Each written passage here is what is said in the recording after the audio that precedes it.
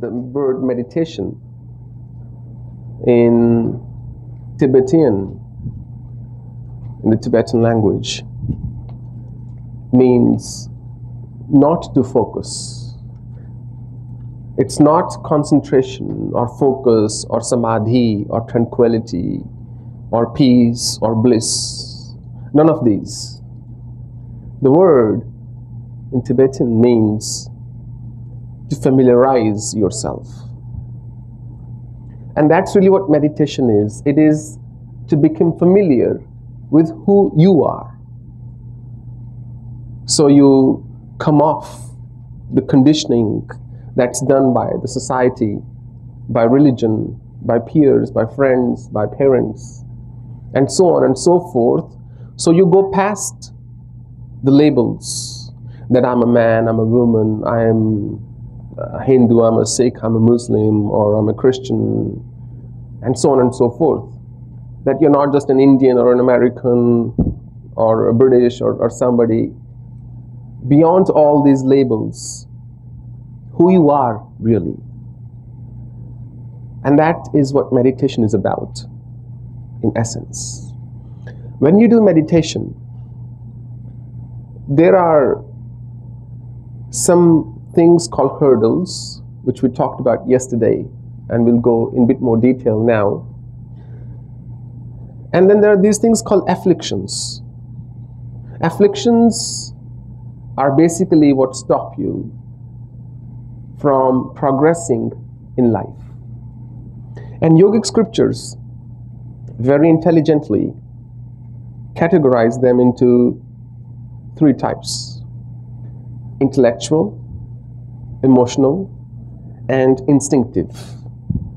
Actually, this is my categorization. I'll tell you what they categorize. They list 5 types of afflictions. I don't have to say the Sanskrit, but very briefly: Avidya, Asmita, Raga, Dvesha, Abhinivesha, Kalesha. This is the 3rd aphorism in Patanjali's Yoga Sutra, in the 2nd canto. Ignorance or lack of wisdom. It's the first affliction in the intellectual category. There are 2 in intellectual afflictions. First is lack of wisdom or ignorance. Ignorance has been put at the roots of all suffering, basically. All suffering that we experience in life arises from ignorance. If I'm ignorant about who I am, then chances are I will cling to somebody thinking this person is mine or that person is mine, or somehow this person's supposed to make me happy, that person's supposed to make me happy. This is ignorance. Nobody is supposed to make you happy. And nobody can actually make you happy. You alone can make yourself happy. And the more you become familiar with yourself, the happier you become. Simple as that.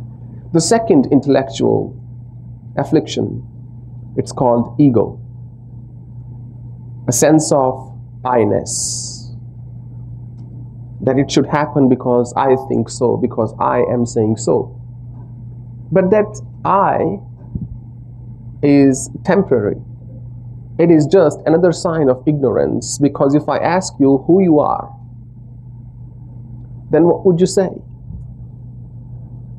What label would you give yourself? There are many roles you play, many roles we have to do in our lives. Sometimes you're a mother, sometimes you're a father, sometimes you're a brother, sometimes you are a sister, sometimes you are a daughter-in-law or a son-in-law, sometimes you're a teacher, other times you're a student. There are all these roles you play, but these roles don't define who you are really. Because we all sleep the same way. There is no king or a pauper when you're sleeping, it's all the same. So beyond these labels is the sense of I-ness, that I exist. And if you ask yourself, what is I? You won't really get any sensible answer. When somebody gives you grief and you feel pain, you feel hurt, at that time, just take a step back if you can and ask yourself, who in me is actually feeling the pain?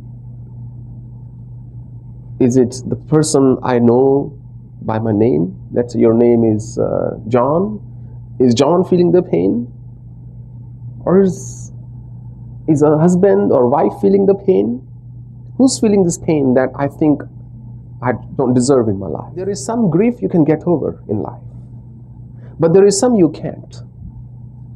At that time you have to be aware that, look, I'm going through this emotion and it's not in my hands right now to get over this. That awareness will mellow it down, will dilute it right then. And B, I don't have to fight with it. I'm a human being. I'm entitled to go through the whole spectrum of emotions. And then you calm down on your own, because the goal is to calm down, you see. The goal is to feel the peace that's inside you. You can only do that if you're familiar with yourself. When you are in a group of people who you really know, you're so free. You can be yourself. You don't have to pretend. You don't have to act a certain way. There is no burden because you're familiar with them. Similarly, when you're familiar with yourself, there is no burden of your own existence. You see, each one of us is carrying basically this burden of existence. And somehow we want somebody else to take that burden off us. And anybody you approach is carrying a bigger load to hand over to you, because they're also going for the same thing. Everybody is thirsty and everybody wants to quench their thirst, and they come to you with the same desire, same expectation as you go to them with. If you want somebody to love you, they also want to be loved, although chances are they don't want to be loved by you. They want to be loved by somebody else, and that's where the problem comes. But that's the way life goes. If you have to hold on to somebody, then you cannot have that person for life. When you have to cling to somebody, when you have to convince somebody why that person should be with you, sooner or later they will leave you. It's simple as that. So true love is a sense of great familiarity. That, look, I know you, I know myself, you know me, and there are some secrets, but overall there are no secrets, right? So let's just get on with it. I'll give you your personal space and you give me my personal space. Any relationship that compromises a sense of freedom will eventually destroy itself, guaranteed. Two people may still be together, but it won't be any more than two inmates in a prison. They are together not by choice. They're together because they are forced to be together because of their kids, or because of financial reasons, or because of social reasons, or whatever. And it can be fixed. That's the most beautiful thing. But both of them should be willing to work on it. And if one of them is not willing to work on it, that's when you come to meditation retreat to figure out how to fix it on your own, so that at least you are not affected. Because the other person, take it as a given, is not going to change. So that sense of pride that I am this, I am a CEO, I'm a director, I'm an MBA, or I am a rich man, I'm a millionaire, or anything, that is an emotional affliction. Because you only feel who you are when you're emotional about it. If you're not emotionally attached to your label, you couldn't care less. You could just drop it like that at the snap of a finger. But when you're emotionally attached, that's when you want to hold on. Anything or anybody or any label, that's beside the point. The fourth is also an emotional affliction. Attachment to pleasure or aversion towards pain. This is what we are basically at the core of it. The whole life struggle of most people is to have more pleasure and avoid all pain. We go to great lengths to avoid pain.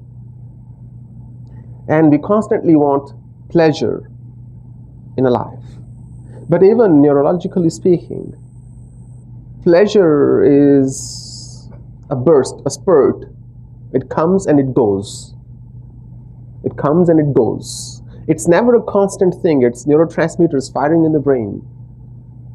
One fires, the receptor catches it through the synapse, and then the next one has to fire again for you to have the same feeling again. And that's why all pleasures will always be temporary. And that search for permanence in life, that somehow, now that I'm feeling good, I want to keep feeling good. I don't want to ever feel bad. I don't want to ever feel tense or stressed again. I want to keep feeling good. But it's not possible.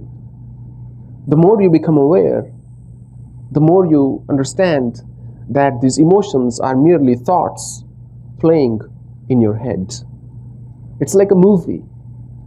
Different scenes at different times. It could be a badly directed movie or a good one, and you are the director of your movie. Unfortunately, you're not the producer. So you may have budget limited. And the fifth is called Abhinivesha. That means attachment to one's life. The desire to live on forever, the desire to remain youthful, the desire to cling to one's life. That's also an affliction. Because no matter what you desire, your skin will become all wrinkly one day. It's the truth. Right? So better to get old with grace than to spend your money with a plastic surgeon. That desire that somehow I want to live forever, it's a hurdle in your spiritual, even material growth.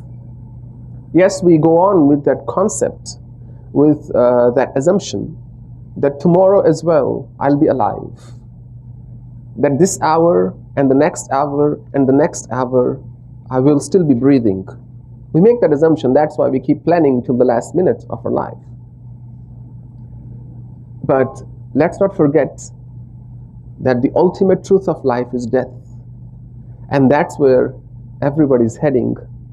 And I'm sorry, I don't have any good news there. And that's the truth. So meditation is, if I could put it that way, it's the ability to die while you're still living. When you learn to die, when you remember death, your manner of living changes on its own. Because you know this is where I'm going to end up. And then you question, should I be struggling the way I am? Is it worthwhile to hold all these grudges that I have against other people? Should I let go? There was this kind of survey done in a hospice in the States.